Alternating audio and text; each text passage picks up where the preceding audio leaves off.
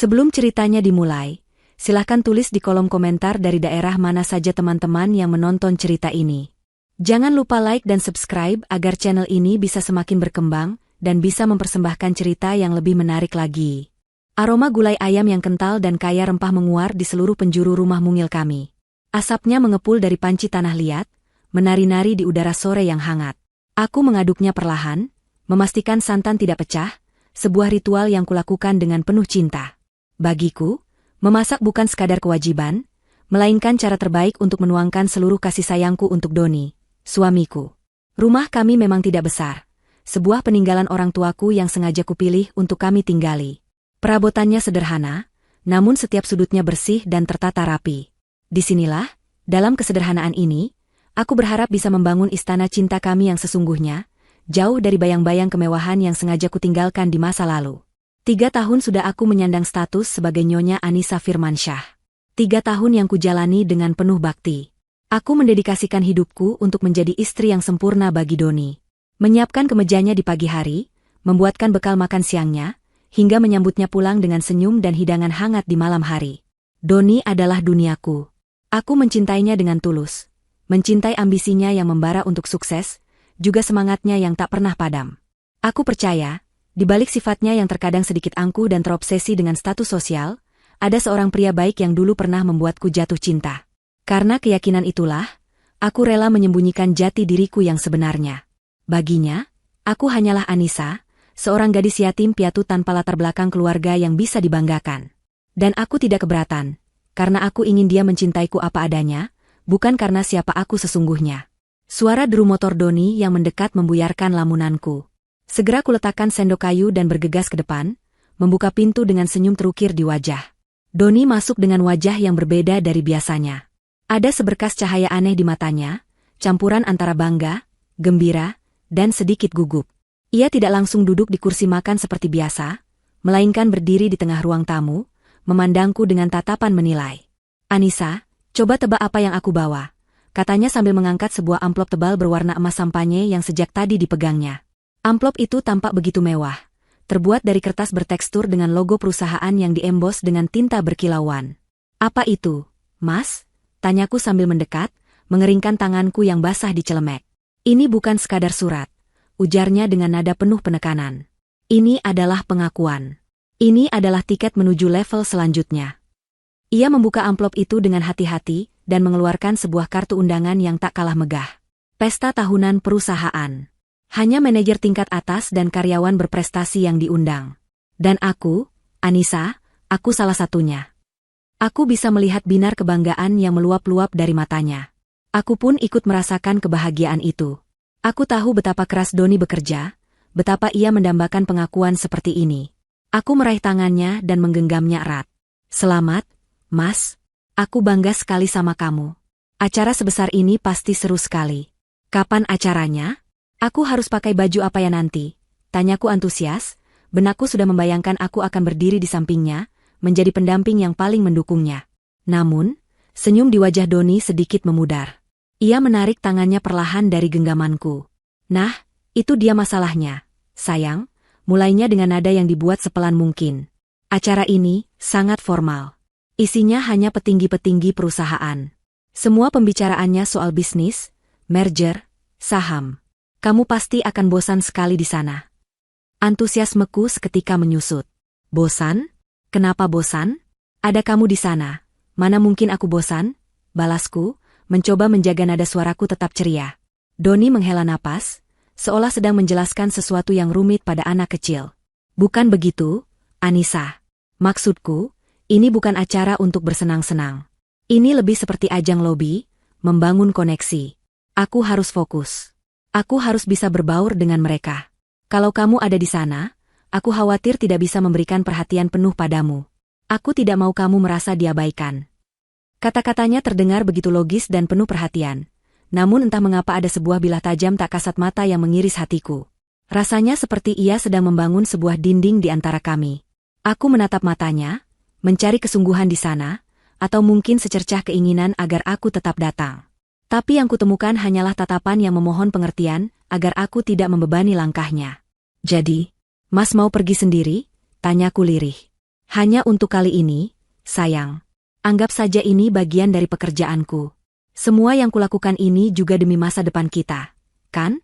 Agar kita bisa segera pindah dari rumah ini, punya mobil bagus, hidup lebih layak. Bujuknya sambil mengelus puncak kepalaku. Aku menelan kekecewaanku dalam-dalam dan memaksakan seulas senyum. Iya, Mas. Aku mengerti. Kamu fokus saja di acaranya. Buat kolega dan atasanmu terkesan. Doni tersenyum lega. Nah, begitu dong. Istriku memang paling pengertian. Ia kemudian mengecup keningku sekilas dan bergegas ke kamar mandi, meninggalkan aku yang masih berdiri mematung di ruang tamu bersama undangan emas yang tergeletak di atas meja. Undangan itu terasa dingin dan asing di mataku. Malam itu, setelah Doni tertidur pulas, aku tidak bisa memejamkan mata. Pikiranku terus berputar pada percakapan tadi. Aku tahu Doni ambisius. Tapi haruskah ambisi itu membuatnya merasa perlu menyembunyikan aku? Apakah aku sebegitu memalukannya? Aku bangkit dari tempat tidur dan berjalan ke lemari pakaian. Kuambil jas terbaik milik Doni yang akan ia kenakan besok malam. Aku ingin memastikan semuanya sempurna, tidak ada satu benang pun yang kusut. Saat aku meraba bagian saku dalamnya untuk memeriksa apakah ada kotoran, tanganku menyentuh secari kertas kecil yang terlipat rapi. Rasa penasaran mengalahkan rasa bersalahku karena lancang. Kubuka lipatan kertas itu perlahan di bawah temaram lampu tidur. Tulisan tangan yang lentik dan feminin tertulis dengan tinta ungu. Sayang, jangan lupa pakai dasi yang aku berikan. Kita harus jadi pasangan paling serasi di pesta nanti. Jantungku serasa berhenti berdetak. Dingin menjalar dari ujung kaki hingga ke seluruh tubuh. Sayang, pasangan paling serasi? Siapa Aku mencoba menepis pikiran buruk yang mulai merayap seperti ular berbisa di benakku. Mungkin itu Rahmat, teman satu divisinya. Mungkin ini hanya lelucon antar teman kerja. Ya, pasti begitu. Doni mencintaiku. Dia tidak mungkin mengkhianatiku. Aku meremas kertas itu di tanganku. Keraguan dan ketakutan mulai berperang melawan kepercayaanku. Tiba-tiba, sebuah ide nekat muncul di kepalaku. Aku tidak akan membiarkan keraguan ini menggerogotiku. Aku harus melihatnya dengan mata kepalaku sendiri. Aku akan tetap datang ke pesta itu. Bukan lagi sebagai kejutan manis untuk suami yang kucintai, tapi sebagai pembuktian untuk hatiku sendiri. Aku harus memastikan bahwa semua ketakutanku ini tidak beralasan. Besok malam, aku akan datang dan melihat siapa, yang akan menjadi pasangan paling serasi untuk suamiku. Pagi harinya, suasana terasa aneh. Ada ketegangan tipis yang menggantung di udara, yang mungkin hanya aku yang merasakannya. Doni bersikap seolah tidak ada yang berbeda. Ia bersiul-siul kecil sambil memilih dasi di depan cermin. Mataku tanpa sadar tertuju pada sebuah dasi sutra berwarna biru gelap dengan motif geometris perak yang tergeletak di atas meja rias. Dasi itu baru. Aku tidak pernah membelikannya dasi itu. Dasi baru, Mas? Tanyaku, berusaha senetral mungkin. Doni menoleh sekilas melalui cermin. Oh, ini? Hadiah dari klien. Bagus. Kan? Katanya cocok dengan warna mataku. Jawabnya enteng, terlalu enteng. Ia mengambil dasi itu dan mulai melingkarkannya di leher kemeja putihnya yang licin. Dasi dari jantungku berdenyut nyeri. Aku membantunya mengenakan jas. Tanganku sedikit gemetar saat merapikan kerahnya. Ia tampak begitu gagah dan tampan. Pria yang sama yang 3 tahun lalu mengucapkan janji suci di hadapanku. Aku menatap bayangan kami di cermin. Dia, dengan setelan mahalnya yang siap menaklukkan dunia, dan aku, dengan daster rumahanku. Kami tampak seperti berasal dari 2 dunia yang berbeda. Mungkin Doni benar. Aku memang tidak pantas bersanding dengannya di acara semegah itu. Tapi suara kecil di hatiku menolak untuk menyerah. Sepanjang hari, setelah Doni berangkat kerja, aku diselimuti kegelisahan. Aku membersihkan rumah seperti orang kesetanan, mencoba mengalihkan pikiranku, namun bayangan tulisan di kertas itu dan dasi biru baru itu terus berkelebat. Sore harinya, aku berdiri di depan lemari pakaianku yang sederhana. Aku tidak punya gaun malam yang gemerlapan atau perhiasan yang menyilaukan. Pakaian terbaikku adalah pakaian yang menyimpan kenangan. Mataku tertuju pada sebuah gaun terusan berwarna krem selutut. Bahannya katun yang lembut, modelnya sederhana namun potongannya begitu pas di tubuhku. Gaun itu adalah gaun yang kukenakan saat Doni pertama kali mengajakku kencan romantis di sebuah kafe kecil di tepi danau. Malam itu, dia berkata bahwa aku terlihat seperti bidadari, begitu cantik dalam kesederhanaanku. Aku mengambil gaun itu. Aku tidak akan mencoba menjadi orang lain malam ini. Aku akan datang sebagai Anissa, wanita yang dulu ia puji setinggi langit. Aku akan mengingatkannya pada cinta kami yang sederhana dan tulus. Aku merias wajahku dengan riasan yang tipis. Hanya sedikit bedak untuk meratakan warna kulit dan pulasan lipstik berwarna natural. Rambut panjangku yang hitam kuurai begitu saja, membiarkannya jatuh membingkai wajahku. Saat aku menatap cermin, yang kulihat adalah seorang wanita biasa yang berharap cemas. Aku tidak tampak seperti istri seorang manajer sukses. Aku hanya tampak seperti Anissa. Harapan dan ketakutan berbaur menjadi satu, membuat perutku melilit. Aku memesan taksi online, sebuah pilihan yang terasa begitu kontras dengan tujuan perjalananku, Hotel Bintang 5 Grand Astoria. Selama perjalanan, jantungku berdebar tak karuan. Aku memandangi gedung-gedung pencakar langit yang bermandikan cahaya, membayangkan Doni sedang berada di salah satunya, tertawa dan bercengkerama. Aku berdoa dalam hati, semoga semua ini hanya salah paham. Semoga benar-benar rahmat, dan dasi itu memang dari klien. Semoga saat aku tiba, Doni akan terkejut, lalu tersenyum, dan menggandeng tanganku dengan bangga. Taksi berhenti di depan lobi utama hotel yang megah. Pilar-pilar marmer raksasa menjulang tinggi, lampu kristal besar menggantung di langit-langit, membiaskan cahaya keemasan ke segala arah. Mobil-mobil mewah Eropa berbaris rapi di jalur valet, menurunkan para penumpang yang berpakaian sans reproche. Aku menarik napas dalam-dalam sebelum melangkah keluar dari taksi. Seketika aku merasa kecil dan tak terlihat di tengah kemewahan ini. Gaun krem sederhanaku terasa seperti seragam orang tersesat. Aku melangkah masuk ke dalam lobi yang luas. Lantainya yang mengilap memantulkan bayanganku dengan sempurna. Suara alunan musik klasik yang lembut bercampur dengan dengung percakapan orang-orang penting. Aku mengedarkan pandanganku, mencari sosok suamiku di antara kerumunan. Dan kemudian, aku melihatnya. Doni berdiri di dekat sebuah air mancur mini di tengah lobi. Ia tampak begitu percaya diri, tertawa lepas sambil berbincang dengan beberapa pria berjas lain. Hatiku menghangat melihatnya. Seluruh keraguanku seakan menguap. Inilah suamiku, pria yang kucintai. Aku mulai melangkah mendekat, senyum lega mulai terkembang di bibirku. Namun, langkahku terhenti. Dari balik pilar, seorang wanita muncul dan langsung berdiri di samping Doni. Seorang wanita yang sangat cantik dengan gaun malam berwarna merah menyala, yang memeluk tubuhnya dengan sempurna. Rambutnya disanggul modern, lehernya dihiasi kalung berlian yang berkilauan. Wanita itu dengan gerakan yang begitu luas dan akrab, merapikan dasi biru gelap yang dikenakan Doni. Dasi dari Doni tidak menepisnya, malah ia tersenyum, senyum yang begitu intim dan mesra. Mereka tertawa bersama, tawa yang terdengar begitu serasi. Duniaku runtuh seketika. Udara di paru-paruku seakan tersedot habis. Not di saku jasnya, dasi biru itu, dan wanita ini. Semua kepingan teka-teki itu kini menyatu menjadi sebuah gambar yang mengerikan. Pengkhianatan. Wanita itu pasti Rina, rekan kerja Doni yang beberapa kali ia sebutkan. Doni pernah berkata Rina adalah wanita yang ambisius dan sedikit agresif. Tapi dia tidak pernah bilang jika Rina secantik ini, dan sedekat ini dengannya. Mereka benar-benar terlihat seperti pasangan paling serasi. Pria sukses yang tampan dan wanita glamor yang mempesona. Dan aku berdiri di sini, di seberang lobi, dalam balutan gaun krem sederhana, gaun kenangan kencan pertama kami yang kini terasa seperti sebuah lelucon pahit. Aku bukan lagi seorang istri yang ingin memberi kejutan. Aku adalah seorang penonton yang menyaksikan babak baru kehidupan suamiku, babak di mana tampaknya tidak ada lagi tempat untukku. Kejutan yang kusiapkan dengan sepenuh hati, kini berubah menjadi kejutan paling menyakitkan yang pernah kuterima sepanjang hidupku. Kaki-kakiku terasa seperti jeli, nyaris tak mampu menopang berat tubuhku sendiri. Rasanya lebih mudah untuk berbalik, lari keluar dari hotel ini, dan menangis semalaman di rumah. Namun, bagian lain dari diriku, bagian yang telah terluka dan kini mulai mengeras, menolak untuk kalah sebelum berperang. Aku tidak akan pergi seperti seorang pengecut. Aku butuh jawaban. Aku butuh Doni melihatku dan menjelaskan pemandangan yang baru saja menghancurkan hatiku ini. Dengan langkah-langkah yang terasa berat seolah berjalan di atas lumpur, aku memaksa diriku untuk terus maju, melintasi lantai marmer yang dingin itu.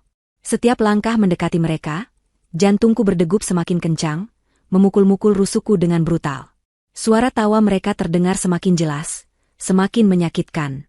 Aku bisa melihat bagaimana tatapan Doni pada Rina, tatapan penuh kekaguman yang sudah lama tidak kulihat ditujukannya padaku. Aku bisa melihat bagaimana Rina sesekali menyentuh lengan jas Doni dengan begitu santai, seolah itu adalah hak miliknya.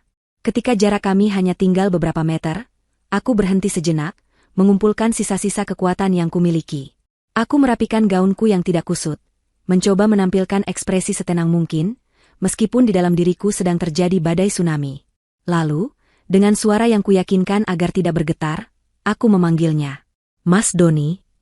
Suaraku tidak keras, namun cukup untuk membuat Doni dan orang-orang di sekitarnya menoleh.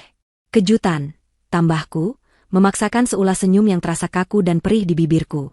Waktu seolah berhenti. Ekspresi Doni berubah dalam sepersekian detik. Wajahnya yang ceria dan penuh tawa langsung membeku. Matanya melebar karena syok, lalu warna wajahnya berubah dari cerah menjadi pucat pasi. Kepanikan yang nyata terlihat jelas di matanya. Ia seperti seorang pencuri yang tertangkap basah. Di sampingnya, Rina mengangkat satu alisnya. Tatapannya bergerak dari wajahku, turun ke gaunku, lalu ke sepatuku yang sederhana, dan kembali lagi ke wajahku.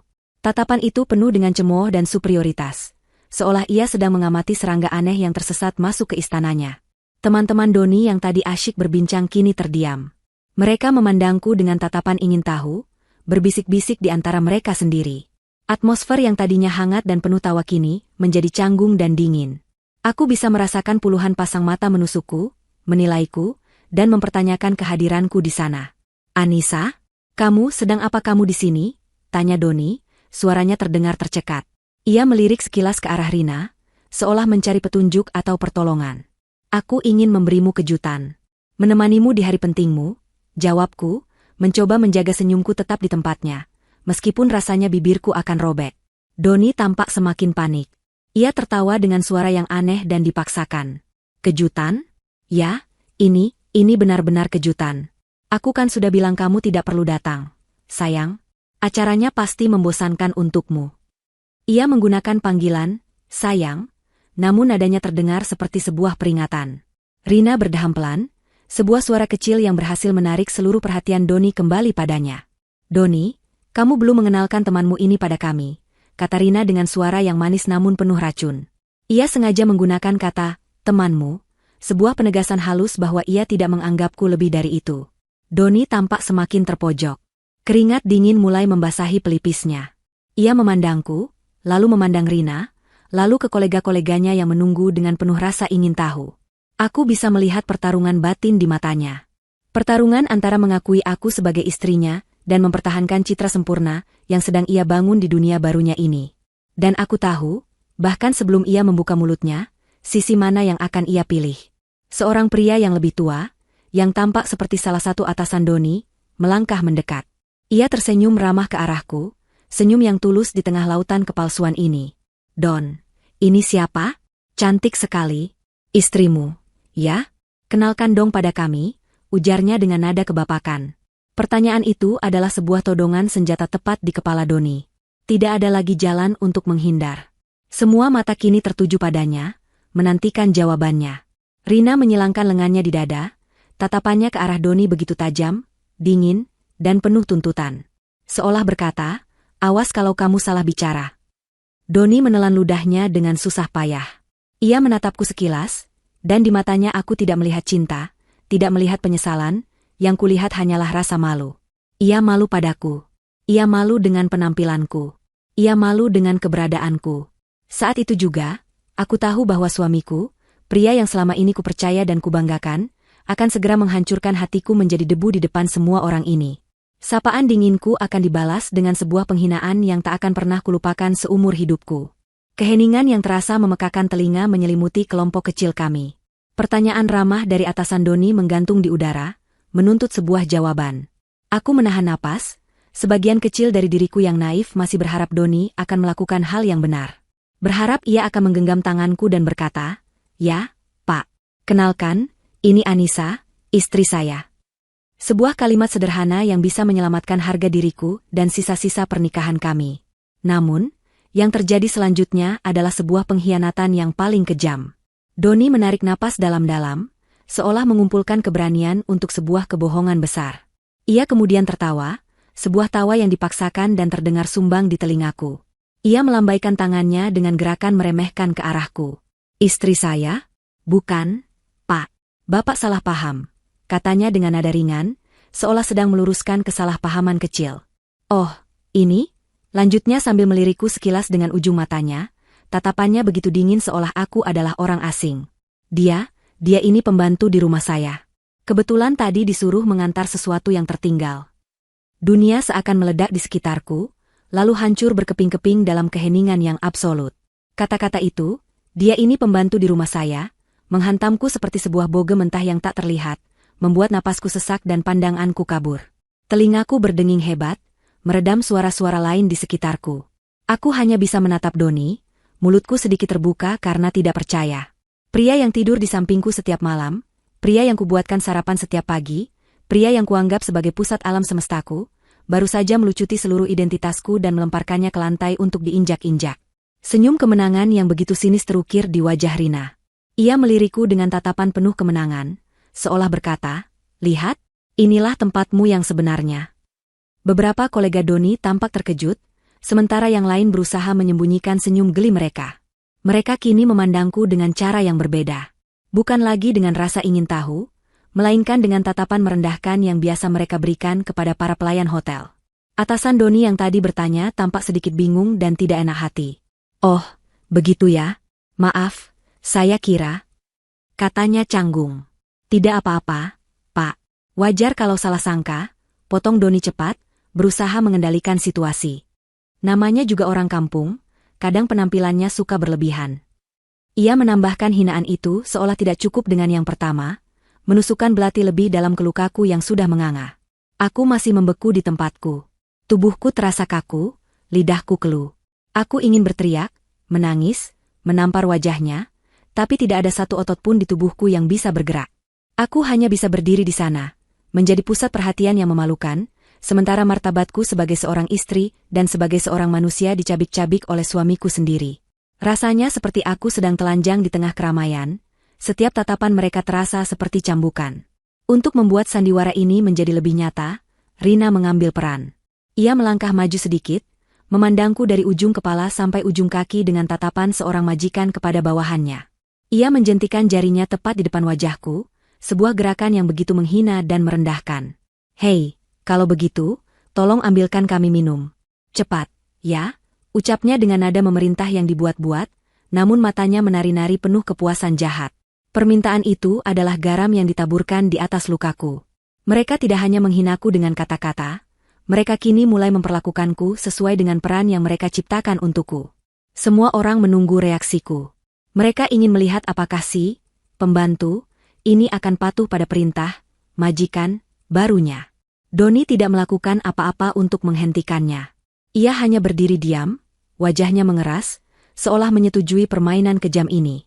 Saat itu, aku sadar bahwa pria yang kucintai telah mati, dan yang berdiri di hadapanku sekarang adalah monster berhati dingin yang tidak kukenali lagi. Dihadapkan pada perintah Rina yang menusuk, waktu seolah berjalan melambat. Semua suara di sekitarku menjadi bisingan yang tidak jelas, fokusku hanya tertuju pada jentikan jari Rina dan wajah Doni yang tanpa ekspresi. Sebagian diriku ingin melawan, ingin berteriak bahwa aku bukan pembantu mereka. Tapi tubuhku masih dikuasai oleh rasa syok yang melumpuhkan. Rasa sakit akibat pengkhianatan Doni begitu dahsyat, hingga membuat otakku sulit memproses apa yang harus kulakukan selanjutnya. Aku hanya bisa berdiri diam, menatap mereka dengan pandangan kosong. Melihatku yang tidak bergerak, Doni tampaknya merasa perlu untuk ikut andil, untuk semakin menegaskan kebohongannya di depan kolega dan atasannya. Ia melangkah maju dan menatapku dengan tatapan tajam dan dingin, tatapan yang belum pernah kulihat sebelumnya. "Hei, kamu dengar tidak? Cepat ambilkan kami minum. Jangan bikin malu di sini, cepat," bentaknya dengan suara rendah namun penuh penekanan. Setiap katanya seperti sebuah tamparan keras di wajahku. Suamiku sendiri, memerintahku layaknya seorang pesuruh di depan selingkuhannya. Bentakan itu akhirnya berhasil menggerakkan kakiku yang kaku. Bukan karena aku ingin patuh, tapi karena instingku menyuruhku untuk pergi dari situasi itu, untuk menjauh dari tatapan mereka yang menghakimi. Dengan langkah yang berat dan goyah, aku berbalik dan berjalan menuju bar yang terletak di sudut ruangan. Punggungku terasa panas, seolah ditusuk oleh ratusan jarum dari tatapan semua orang. Aku bisa mendengar bisik-bisik mereka di belakangku, mungkin mereka sedang menertawakan pembantu kampung yang canggung ini. Di bar, aku memesan 2 gelas minuman seperti yang ku melihat sedang diminum oleh Doni dan Rina. Tanganku gemetar hebat saat bartender meletakkan 2 gelas kristal yang dingin itu di atas nampan. Bayanganku terpantul di permukaan gelas, wajah seorang wanita yang pucat dengan mata yang mulai memerah menahan tangis. Aku menggigit bibir bawahku kuat-kuat, melarang air mataku untuk jatuh. Tidak di sini. Aku tidak akan memberi mereka kepuasan melihatku menangis. Dengan nampan di tangan, aku berjalan kembali ke arah mereka. Langkahku kini lebih mantap, dipicu oleh amarah dingin yang mulai merayap naik dari dasar hatiku yang hancur, menggantikan rasa syok dan sakit. Mereka masih berdiri di tempat yang sama. Kini Rina sudah bergelayut manja di lengan Doni, seolah memamerkan kemenangannya. Saat aku hendak meletakkan minuman di meja terdekat, Rina sengaja menyenggol lenganku dengan cukup keras. Aduh, maaf, tidak sengaja, ucapnya dengan nada pura-pura menyesal, namun matanya berkilat puas. Nampan di tanganku oleng. Sebagian isi dari salah satu gelas tumpah dan membasahi lantai marmer yang mengilap, hanya beberapa senti dari sepatu kulit mahal milik Doni. Lihat apa yang kamu lakukan. Dasar ceroboh. Seru Doni seketika, amarahnya meledak. Ia seolah menemukan alasan sempurna untuk semakin menghinaku. Kamu ini benar-benar tidak berguna, ya? Hanya mengambil minum saja tidak becus. Sudahlah, sayang, jangan marah-marah. Mungkin dia memang tidak terbiasa di tempat seperti ini. Timpal Rina dengan suara yang dibuat-buat lembut, namun setiap katanya adalah cemoohan. Ia kemudian mengambil beberapa lembar tisu dari atas meja, dan melemparkannya ke lantai yang basah. Nah, bersihkan itu. Cepat, sebelum ada yang terpeleset. Aku menatap tisu yang tergeletak di lantai, lalu menatap wajah Doni dan Rina bergantian. Mereka benar-benar serius. Mereka ingin aku berlutut dan membersihkan lantai di hadapan semua orang, di pesta perusahaannya yang megah. Ini bukan lagi sekadar kebohongan untuk menutupi perselingkuhan. Ini adalah sebuah ritual penghinaan yang disengaja, sebuah pertunjukan kekuasaan untuk memuaskan ego mereka yang busuk. Rasa sakit di hatiku kini telah berubah menjadi sesuatu yang lain. Sesuatu yang lebih gelap dan lebih kuat. Api kemarahan yang tadinya hanya percikan kecil, kini mulai berkobar hebat. Aku menatap lurus ke mata Doni, mencoba menemukan sisa-sisa pria yang pernah kucintai di sana. Tapi tidak ada. Yang ada hanyalah kekosongan dan kekejaman. Ia telah menjadi orang asing bagiku. Kenapa diam saja? Kamu tuli? Bentak Doni lagi, kesabarannya habis. Aku menarik napas perlahan. Aku tidak akan berlutut. Aku tidak akan membersihkannya. Aku sudah cukup terhina. Namun, sebelum aku sempat membuka mulut untuk melawan, Doni melakukan sesuatu yang melewati batas akhir kesabaranku. Ia mencengkeram lenganku dengan kasar. Tarikannya begitu kuat hingga membuatku meringis kesakitan, lalu menyeretku menjauh dari keramaian, menuju sebuah sudut di dekat pintu darurat yang sepi. Cengkeraman Doni di lenganku terasa seperti borgol baja. Ia menyeretku tanpa mempedulikan aku yang hampir tersandung gaunku sendiri.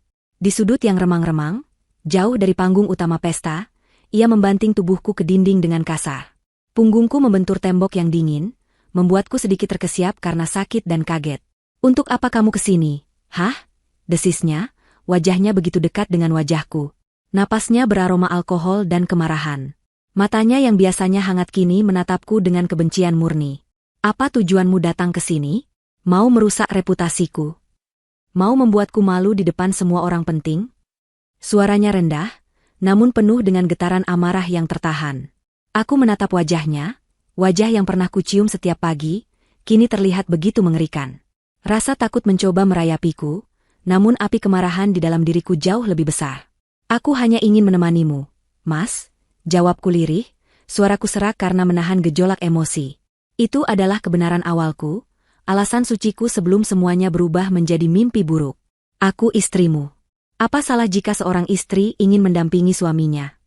Doni tertawa sinis, tawa yang sama sekali tidak mengandung kebahagiaan. Istriku? Jangan membuatku tertawa, Anissa, lihat dirimu. Ia menunjukku dari atas ke bawah dengan tatapan jijik. Dengan baju kampungan begini? Dengan penampilan seperti ini? Kamu pikir kamu pantas bersanding denganku di tempat ini? Setiap kata-katanya adalah belati yang ia hunuskan berulang kali ke jantungku. Lihat Rina. Lanjutnya, matanya berkilat-kilat saat menyebut nama itu. Dia cerdas, dia berkelas, dia tahu bagaimana cara membawa diri. Dia wanita yang pantas bersanding denganku. Dia yang membantuku mendapatkan koneksi, bukan kamu yang hanya bisa berdiam diri di dapur. Jadi itu masalahnya. Aku adalah sebuah aib. Kesederhanaanku, yang dulu ia puji sebagai pesona terbesarku, kini telah menjadi noda memalukan yang harus ia sembunyikan. Duniaku yang kubangun di sekelilingnya, ternyata hanyalah sebuah sangkar kecil yang menghalanginya untuk terbang lebih tinggi bersama wanita lain. Air mataku akhirnya menggenang di pelupuk mata, siap untuk tumpah. Jadi selama ini, aku hanya beban bagimu, Mas? Kamu sendiri yang bilang begitu, bukan aku, jawabnya dingin, tanpa sedikit pun rasa bersalah. Ia melepaskan cengkeramannya dan mengambil langkah mundur, menciptakan jarak di antara kami seolah aku adalah sesuatu yang menjijikkan. Sekarang dengarkan aku baik-baik, katanya dengan nada final. Pergi dari sini. Sekarang juga. Pulang, dan jangan pernah muncul di hadapanku di acara seperti ini lagi. Kamu tidak pantas berada di sini. Orang sepertimu hanya akan mencoreng namaku. Kata-katanya begitu kejam, begitu final. Tidak ada lagi ruang untuk diskusi. Tidak ada lagi harapan. Ia tidak hanya mengusirku dari pesta, ia seolah mengusirku dari dunianya. Pergi, bentaknya lagi saat melihatku masih terdiam. Aku menatapnya, air mata mulai mengalir di pipiku. Tapi kemudian, sesuatu yang tak terduga terjadi. Ia melangkah maju lagi dan mendorong bahuku dengan cukup kuat. Cepat pergi. Dorongan fisik itu, sekecil apapun itu, adalah pemicunya. Itu adalah batas terakhir. Sesuatu di dalam diriku seakan patah. Rasa sakit yang meluap-luap, kesedihan yang tak tertahankan, dan cinta yang buta, semuanya lenyap dalam sekejap. Kosong. Lalu, kekosongan itu diisi oleh sesuatu yang baru. Sesuatu yang dingin, keras, dan kuat seperti baja. Air mataku berhenti mengalir seketika. Aku mengusap pipiku yang basah dengan punggung tanganku. Aku mengangkat kepalaku dan menatap lurus ke mata Doni. Tatapanku pasti telah berubah, karena ia tampak sedikit terkejut dan mundur selangkah. Tatapan yang ia lihat bukan lagi tatapan istri yang terluka, melainkan tatapan seorang hakim yang siap menjatuhkan vonis. Aku tersenyum tipis. Sebuah senyuman yang tidak mencapai mataku. Senyuman yang mungkin terlihat mengerikan di bawah cahaya lampu yang remang. Aib, katamu. Aku mengulang kata terakhirnya dengan suara yang tenang dan datar, suara yang tidak kukenali sebagai suaraku sendiri. Kau baru saja membuat kesalahan terbesar dalam hidupmu, Doni Firmansyah. Tolls. Doni tampak bingung dengan perubahan sikapku yang drastis. Amukannya yang meledak-ledak kini berhadapan dengan ketenanganku yang ganjil, dan itu membuatnya kehilangan momentum. Ia mengerutkan kening, mencoba membaca ekspresi baruku yang tidak lagi menunjukkan rasa sakit atau ketakutan, melainkan sesuatu yang tidak bisa ia definisikan. Apa maksudmu? Kamu mengancamku, cibirnya, mencoba mendapatkan kembali kendalinya, meskipun ada nada ragu dalam suaranya.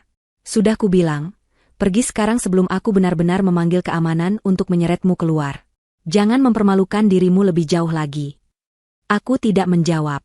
Sebaliknya, aku merapikan gaunku yang sedikit kusut, meluruskan punggungku hingga tegak sempurna, dan berjalan melewatinya. Aku tidak berjalan ke arah pintu keluar seperti yang ia perintahkan. Aku berjalan kembali menuju jantung pesta, ke arah keramaian yang gemerlap. Hei, kamu mau kemana?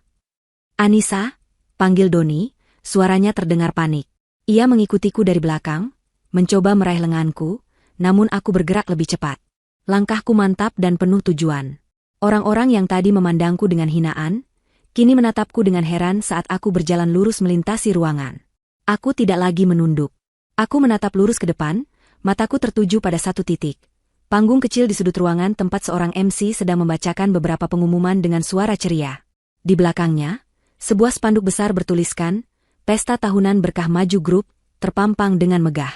Ironis sekali, saat aku semakin dekat ke panggung, Doni berhasil menyusulku.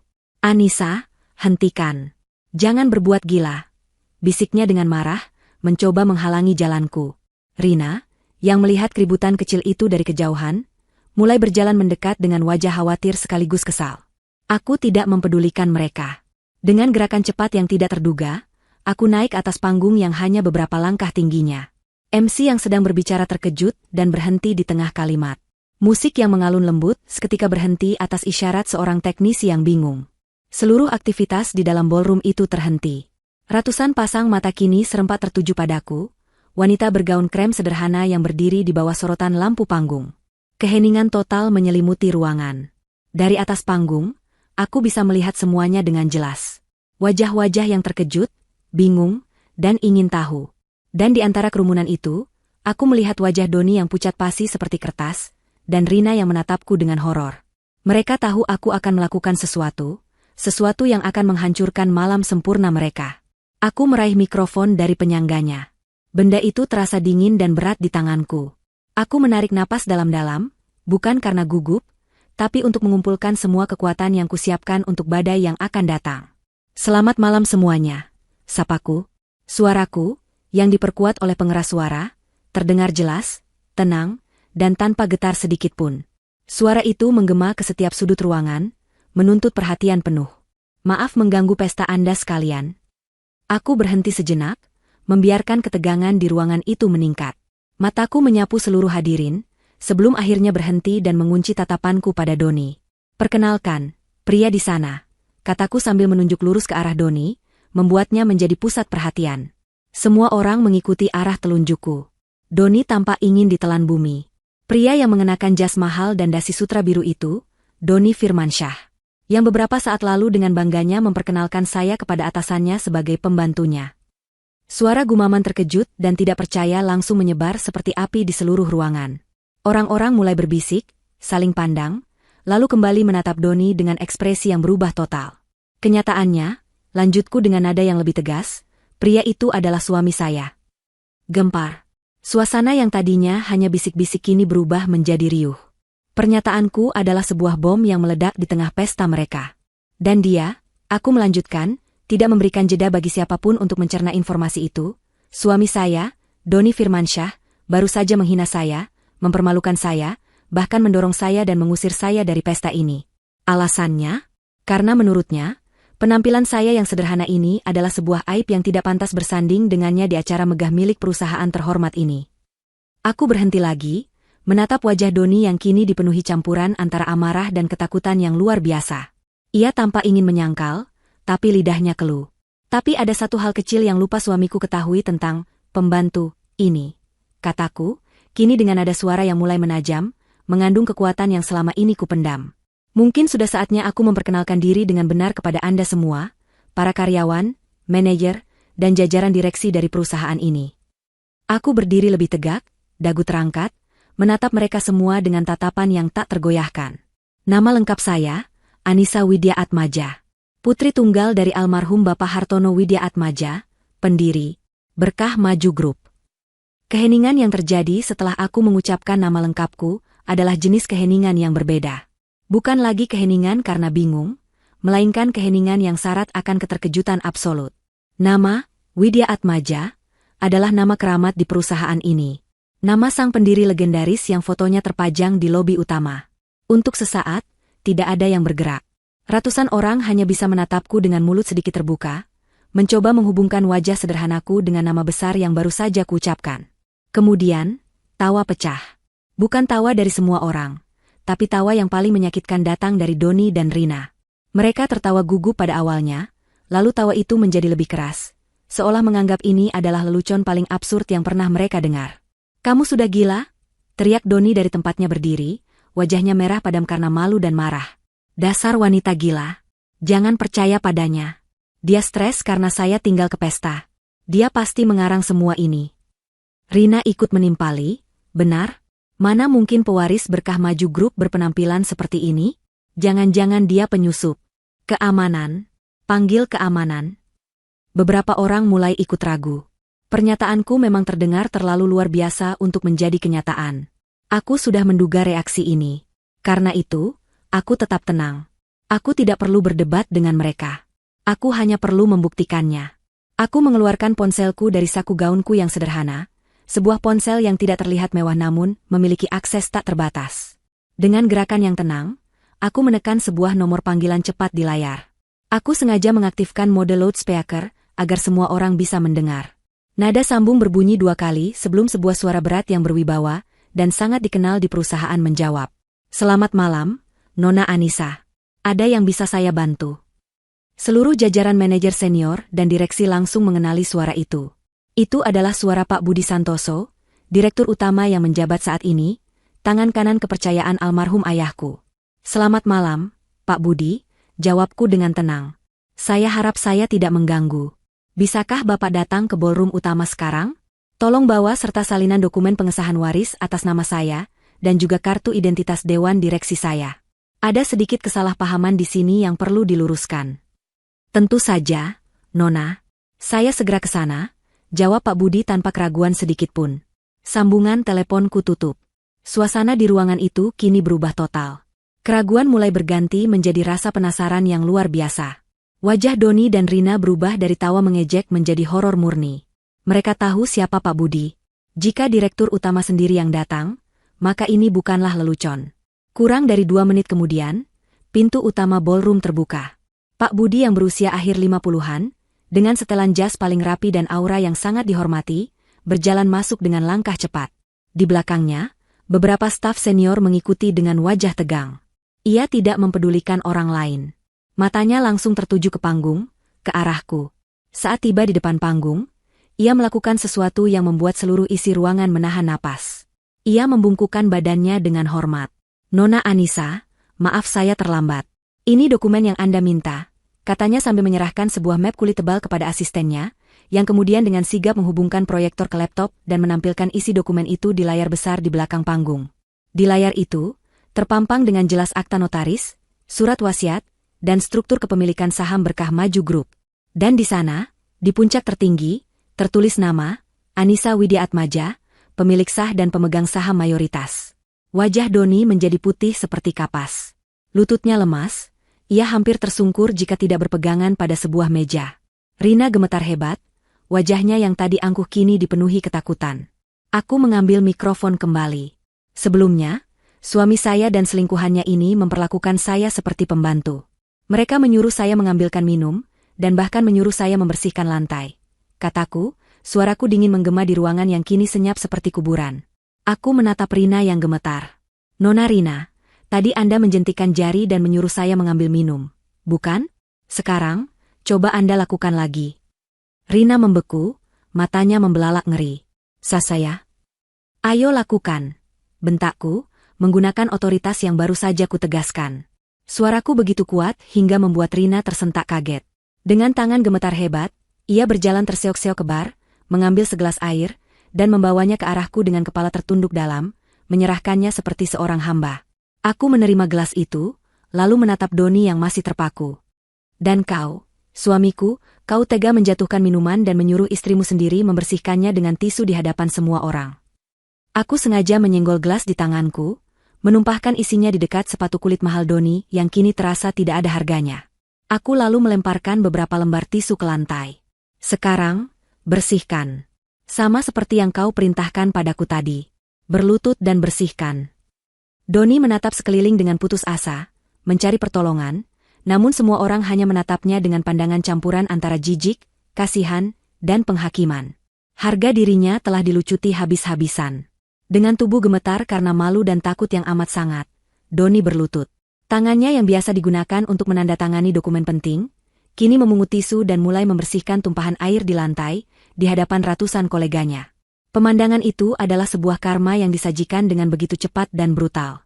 Setelah Doni selesai, aku berdiri menjulang di hadapannya yang masih berlutut. Aku mengambil 2 gelas air mineral penuh dari meja terdekat. Aku berjalan dengan anggun ke arah Doni dan Rina yang mematung ketakutan. "Untuk kebohonganmu," kataku sambil menyiram seluruh isi gelas ke wajah Doni yang masih tertunduk. "Dan untuk kesombonganmu," lanjutku, menyiramkan gelas kedua ke kepala Rina dari ujung rambut hingga ujung kaki. Gaun merahnya yang mewah kini basah kuyup dan lepek. Riasannya yang sempurna luntur berantakan, memperlihatkan wajahnya yang pucat dan menyedihkan. Aku meletakkan gelas kosong itu dengan keras di atas meja, menciptakan bunyi yang mengagetkan. Aku menatap mereka berdua, yang kini basah, terhina, dan hancur, dengan tatapan paling dingin yang bisa kuberikan. Detik ini juga, aku mengumumkan dengan suara yang bergema di seluruh ruangan, "Kalian berdua, saya pecat." Kata, "pecat," yang kuucapkan menggema di seluruh penjuru ballroom, menjadi vonis final yang tak terbantahkan. Untuk sesaat, Doni dan Rina masih belum sepenuhnya memproses apa yang terjadi. Mereka hanya bisa menatapku dengan mata terbelalak, basah kuyup dan gemetar. Ekspresi mereka adalah campuran horor, penyesalan, dan ketidakpercayaan. Mereka mungkin masih berharap ini semua hanyalah mimpi buruk yang akan segera berakhir. Namun, aku tidak memberi mereka waktu untuk berharap. Dengan satu anggukan kepala dariku ke arah kepala keamanan yang sejak tadi berdiri tegang di sisi ruangan, mimpi buruk mereka berubah menjadi kenyataan yang brutal. 2 orang petugas keamanan berbadan tegap langsung bergerak maju dengan sigap dan tanpa keraguan. Mereka berjalan melewati kerumunan tamu yang secara otomatis memberi jalan, seolah sedang membuka jalan bagi Algojo. Para petugas itu tiba di hadapan Doni dan Rina. Tanpa sepatah kata pun, mereka masing-masing mencengkeram lengan atas Doni dan Rina dengan pegangan yang kuat dan profesional. "Lepaskan. Jangan sentuh aku. Aku manajer di sini," teriak Doni, mencoba meronta. Sisa-sisa arogansinya mencoba melawan, namun tenaganya seolah terkuras habis. Suaranya terdengar panik dan putus asa. "Kalian tidak bisa melakukan ini padaku. Doni, lakukan sesuatu," jerit Rina, wajahnya yang luntur karena air mata dan riasan kini terlihat panik luar biasa. Ia menatap Doni, menuntut pertolongan yang tidak akan pernah datang. Petugas keamanan tidak bergeming. Mereka mulai menyeret paksa kedua orang yang kini telah kehilangan segalanya itu. Mereka diseret melewati lantai marmer yang basah karena ulah mereka sendiri, melewati ratusan pasang mata yang kini tidak lagi menatap dengan iri atau kagum, melainkan dengan tatapan dingin penuh penghakiman. Penghinaan ini jauh lebih menyakitkan daripada kehilangan pekerjaan. Mereka dilucuti dari status sosial dan harga diri mereka di hadapan seluruh dunia profesional mereka. Pesta yang tadinya gemerlap kini berubah menjadi sebuah pengadilan publik. Semua orang hanya diam menyaksikan drama kejatuhan yang begitu cepat dan dramatis itu. Pintu utama ballroom terbuka, dan Doni serta Rina dilemparkan keluar menuju lobi hotel yang terang benderang, menjadi tontonan bagi para tamu hotel lain yang terkejut. Pintu itu kemudian tertutup kembali, seolah sedang menutup sebuah babak yang kotor dan memalukan. Di dalam, aku masih berdiri di atas panggung, menatap pintu yang baru saja tertutup. Aku tidak merasakan kemenangan, yang kurasakan hanyalah kehampaan yang dingin. Badai telah berlalu, meninggalkan kehancuran di belakangnya. Pak Budi mendekatiku di atas panggung. "Nona Anissa, Anda baik-baik saja?" tanyanya dengan nada khawatir. Aku mengangguk pelan. "Saya baik-baik saja, Pak. Tolong pastikan semua prosedur pemecatan mereka diurus malam ini juga. Blokir kartu akses perusahaan mereka, tarik semua fasilitas kantor, termasuk mobil dan apartemen yang ditempati Doni. Pastikan besok pagi, mereka tidak lagi memiliki hubungan apapun dengan Berkah Maju Group," perintahku dengan suara yang datar namun tegas. "Baik, Nona. Akan saya laksanakan segera," jawab Pak Budi, lalu ia segera menghubungi beberapa orang melalui teleponnya untuk menjalankan perintahku. Sementara itu, di luar hotel, karma instan yang kurencanakan mulai berjalan. Doni dan Rina, yang masih basah dan terhina, didorong keluar dari lobi oleh keamanan hotel hingga ke trotoar jalanan yang ramai. Mereka terlempar ke dunia nyata tanpa persiapan apapun. "Ini semua salahmu," jerit Rina histeris, menunjuk wajah Doni. "Kalau saja kamu tidak sebodoh itu. Mengakui istrimu sebagai pembantu? Apa yang ada di otakmu?" "Salahku? Kamu yang terus menekan aku. Kamu yang menyuruhku mengambilkan minum. Kamu menikmati saat dia dipermalukan," balas Doni tak kalah sengit. Topeng pria sukses dan wanita elegannya telah luntur, memperlihatkan sifat asli mereka yang egois dan saling menyalahkan. Pertengkaran hebat mereka di trotoar menarik perhatian orang-orang yang lewat. Mereka yang tadinya adalah pasangan serasi di dalam pesta, kini menjadi tontonan menyedihkan di pinggir jalan. Doni mencoba mengeluarkan ponselnya untuk memesan taksi, namun ia baru sadar dompet dan ponsel Rina tertinggal di dalam tas tangan yang ada di meja pesta. "Tasku. Ponsel dan dompetku ada di dalam," pekik Rina panik. Doni mencoba menelepon bank dari ponselnya untuk memblokir kartu kredit Rina, namun sebuah notifikasi email masuk ke ponselnya. Email resmi dari Departemen HR Berkah Maju Group. Judulnya, Pemberitahuan Pemutusan Hubungan Kerja. Di dalamnya tertulis bahwa seluruh fasilitas, termasuk akses ke rekening gaji dan tunjangan, telah dibekukan efektif saat itu juga. Saat kepanikan mulai melanda, ponsel Doni berdering. Sebuah nomor yang tidak ia kenal. Dengan harapan tipis, ia mengangkatnya. "Selamat malam, dengan Bapak Doni Firmansyah?" Suara di seberang terdengar formal. "Kami dari pihak bank. Kami ingin menginformasikan bahwa atas permintaan dari pemilik utama rekening gabungan, Ibu Anissa Widiatmaja, rekening dengan nomor sekian-sekian telah dibekukan. Seluruh aset atas nama beliau juga telah diamankan sepenuhnya. Bapak tidak lagi memiliki akses apapun terhadap dana tersebut." Doni terdiam, ponsel masih menempel di telinganya. Wajahnya berubah semakin pucat. Ia menatap Rina, lalu menatap gedung hotel yang menjulang tinggi, kemudian menatap jalanan yang ramai.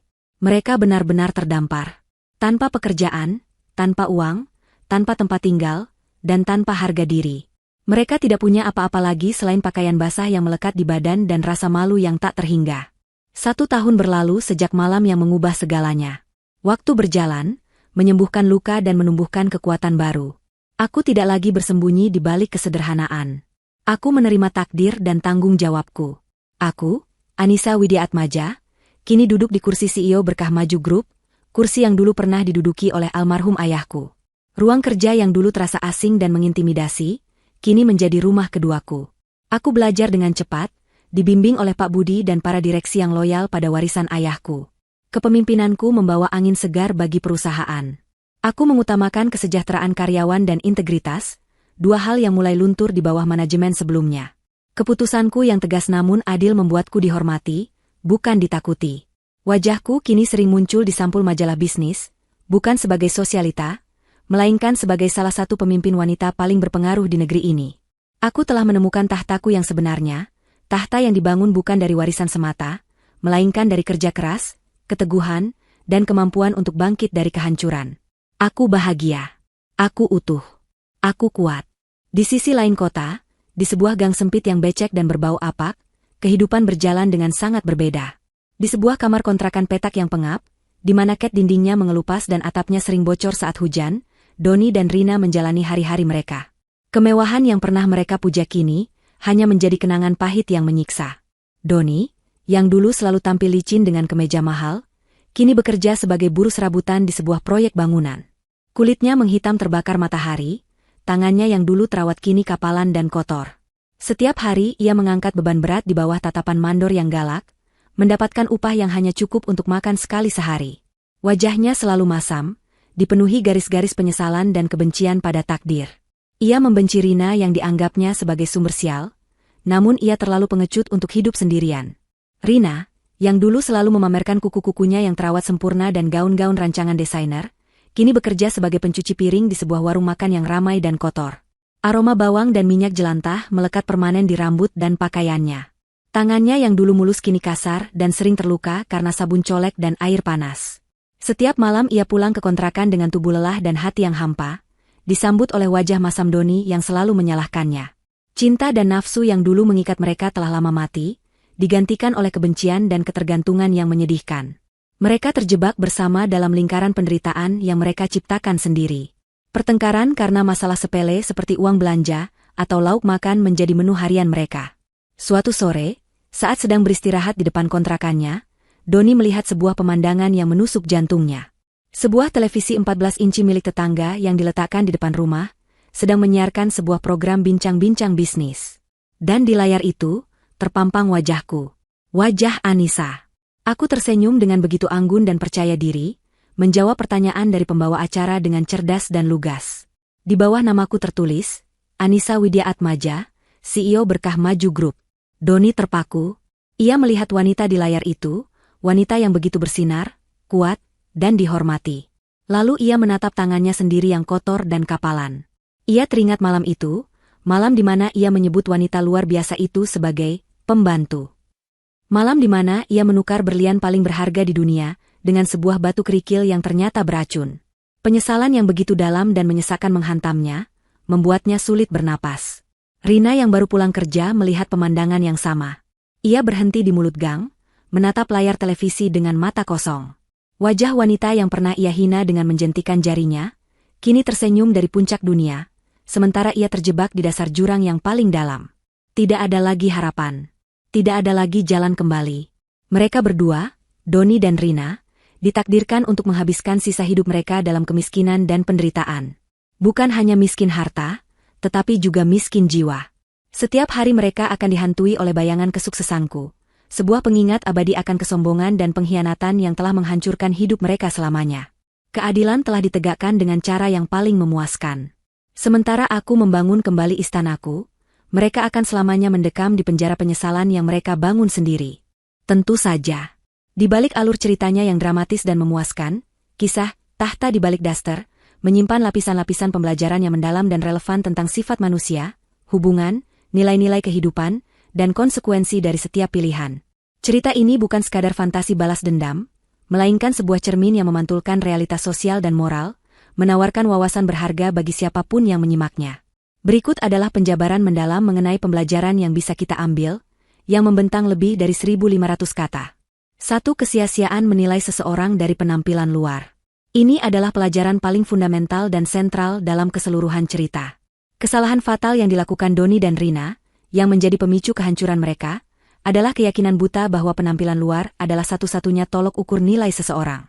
Mereka melihat gaun krem sederhana Anissa dan langsung menyimpulkan bahwa ia adalah sosok yang rendahan, tidak berpendidikan, miskin, dan tidak pantas berada di lingkungan mereka. Mereka terjebak dalam ilusi bahwa jas mahal, gaun desainer, dan perhiasan berkilauan adalah penanda superioritas. Cerita ini dengan brilian menghancurkan logika dangkal tersebut. Anissa, dalam kesederhanaannya, ternyata adalah sumber dari semua kemewahan yang mereka nikmati dan puja. Pesta megah tempat mereka berdiri, perusahaan yang memberikan doni jabatan dan gaji, gedung pencakar langit yang menjadi simbol statusnya, semuanya adalah milik wanita yang mereka hina sebagai pembantu.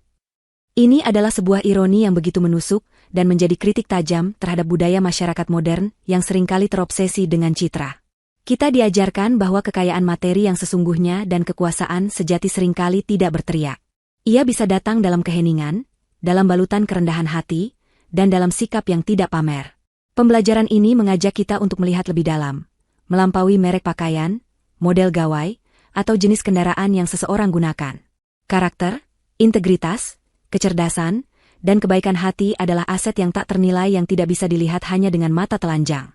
Doni dibutakan oleh ambisinya hingga ia lupa bahwa wanita yang ia nikahi memiliki ketulusan dan kesetiaan yang jauh lebih berharga daripada semua koneksi bisnis yang bisa Rina tawarkan. Pada akhirnya, ia tidak hanya kehilangan akses terhadap kekayaan Anissa, tetapi ia juga kehilangan satu-satunya orang yang mencintainya tanpa syarat. Kisah ini menjadi pengingat abadi dari peribahasa, jangan menilai buku dari sampulnya, karena sampul yang paling sederhana bisa jadi menyimpan kisah yang paling luar biasa. 2 bahaya mematikan dari kesombongan dan ambisi buta. Karakter Doni adalah studi kasus yang sempurna tentang bagaimana kesombongan dan ambisi yang tidak terkendali dapat meracuni jiwa dan menghancurkan hidup seseorang.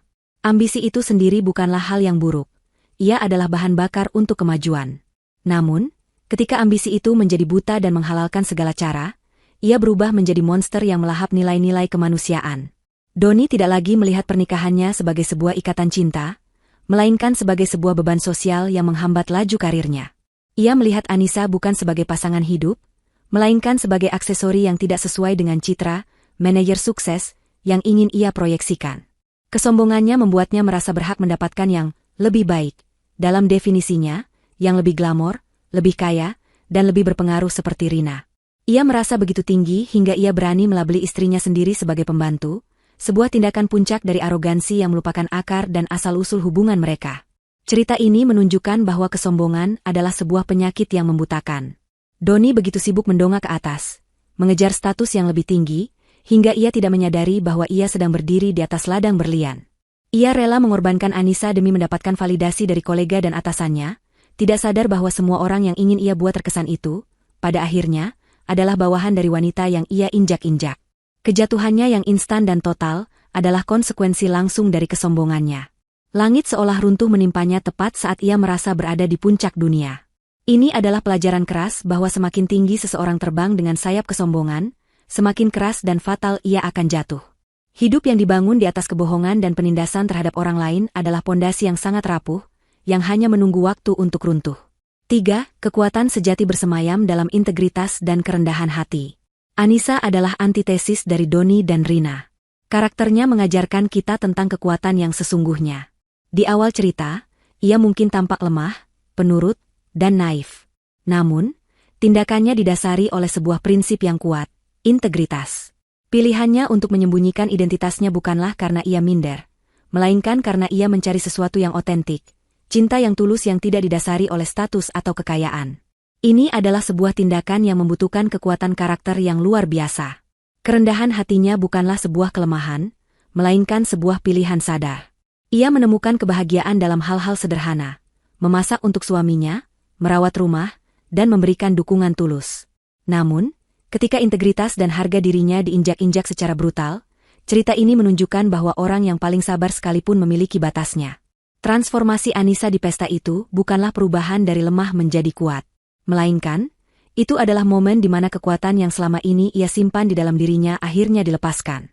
Ketenangannya saat menghadapi penghinaan, caranya merebut mikrofon, dan bagaimana ia mengeksekusi pembalasannya, dengan begitu dingin dan terstruktur menunjukkan kecerdasan dan ketegasan seorang pemimpin.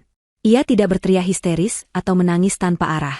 Ia menghadirkan bukti, membalikkan penghinaan, dan menjatuhkan vonis dengan otoritas penuh. Ini mengajarkan kita bahwa kerendahan hati dan kekuatan bukanlah dua hal yang bertentangan. Justru, orang yang paling rendah hatilah yang seringkali menyimpan cadangan kekuatan paling besar. Mereka tidak perlu membuktikan apapun kepada siapapun, tetapi ketika dipaksa, mereka akan menunjukkan siapa diri mereka sebenarnya dengan cara yang tak terlupakan. 4. Hukum tabur tuai itu mutlak dan tak terhindarkan. Salah satu aspek paling memuaskan dari cerita ini adalah penegakan hukum karma atau tabur tuai yang begitu cepat dan setimpal. Setiap perbuatan jahat yang dilakukan Doni dan Rina dibalas dengan balasan yang serupa, hanya saja dengan skala yang jauh lebih besar dan permanen. Ini adalah pelajaran moral yang sangat kuat tentang akuntabilitas dan konsekuensi. Doni menyebut Anissa, pembantu, dan memerintahkannya. Sebagai balasannya, ia dipaksa untuk berlutut dan membersihkan lantai seperti seorang pesuruh di depan semua orang. Rina dengan angkuh menjentikan jarinya dan meminta diambilkan minum. Sebagai balasannya, ia disiram dengan air dan dipermalukan di hadapan publik yang sama. Mereka berdua ingin mengusir Anissa dari dunia glamor mereka.